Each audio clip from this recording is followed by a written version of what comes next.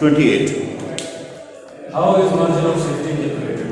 How is margin of safety calculated? ठीक है, ठीक है। मॉस आपने मार्जिन ऑफ सेफ्टी कैसे मालूम करते हैं, इसके आपको पता है ना 3 तरीके थे, एक यूनिट्स में, दूसरा अमाउंट में, तीसरा परसेंटेज है ना।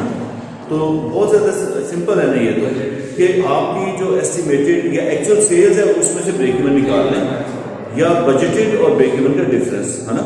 तो अगर एक्चुअल भी गिवन है, बजटेड भी गिवन है, तो फिर आपने एक्चुअल डाटा को लेना है, ठीक है ना। तो नॉर्मली मॉस वगैरह हम शुरू में देखते हैं, लिहाजा बजटेड सेल्स ही होता है। तो बजटेड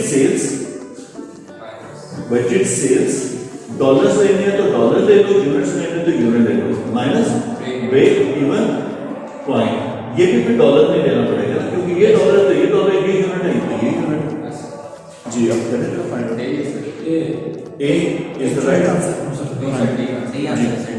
जी, क्या है? Budgeted total sales unit minus break even sales unit. हाँ, ठीक है ना। तो ये आपका डी आपका राइट आंसर। देख लें उधर जी। 29। A business has fixed cost for a month of 150